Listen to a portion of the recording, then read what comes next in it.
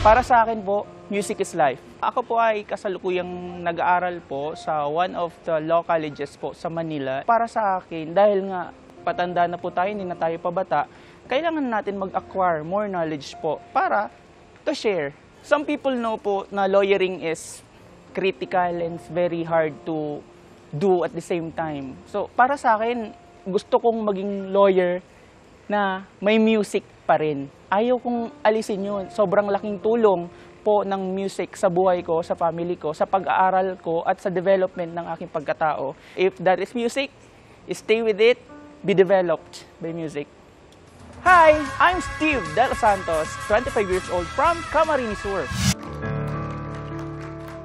Steve De Los Santos. Yes, Steve! Yan, dito tayo sa second floor, Steve. Yes, alam mo ba, mamang si Steve, ay nako, Ano? napakasipag na bata rin.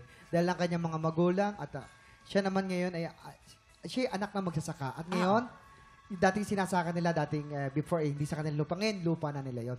Dahil sa kanilang pagsisikap. Day, wow. Galing naman ni Steve. Ilang years bago napa sa inyo yung lupang sinasaka ninyo? Ano po yun eh? Actually, ano po siya, parang puro damo dati. Kinultivate po ng papa ng lolo ko po. Ba't lolo mo? Opo. Tapos yan, inalagaan po ng papa ko. Tapos yan, hanggang sa amin po, hanggang namatay na po yung mama papa ko lahat. Tapos kami pa rin po yung nag-aalaga ng lupa po. Buti, mabait yung may-ari dati, ano? Opo. Saludo po kami sa lahat po ng mga magsasaka.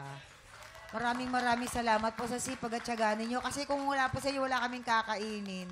Maraming salamat Thank you po. Ayan, kaya naman ito, tignan natin kung anong masasabi ng ating inampalan. Hi, Steve! Ang ganda ng song na napili mo, bagay siya sa boses mo actually.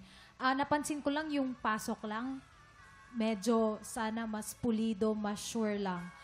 May dynamics ka, maganda yung dynamics mo, naririnig ko, meron kang mahina, malakas, ang ganda nun. Pero may mga notes din na di nasasapol, so careful lang doon. You really have to control your voice. Hindi lang sa high notes, kundi sa low notes mo kasi minsan nalalampas, hindi na aabot. Yun lang yung masasabi ko. Congrats. Thank you po.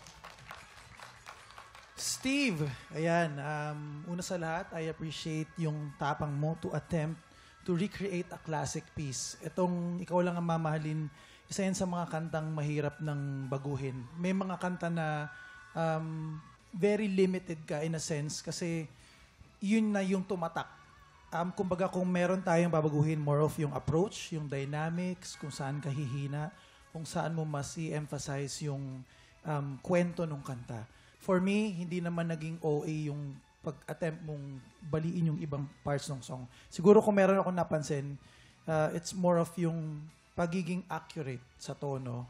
Maraming mga words, usually yung mga 2 syllables na word, yung bawat, na off yung ba, yung sa buhay, yung bu, yung sa atin, off yung tin, yung cool. Make sure na hindi mo, minsan kasi ganun eh, madalas nasisintonado or na-off yung una, tapos saka lang hinahanap, parang hinahanap mo yung next na tono. Make sure na lagi mo siyang pakikinggan at lagi mong e-ensayuhin yung mga piyesa na kinakanta mo. Parang sa isang magsasaka, yung pag-ensayo, parang pagtatanim yun. Pag ginawa mo siya ng tama, magbubunga ng maganda. Yun lang. Maraming salamat. Ito na, alamin na natin ang stars na ibibigay sa'yo natin mga inampalan.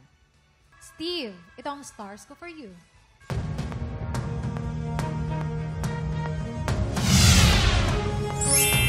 3 stars! Steve, ang stars na binigay ko ay...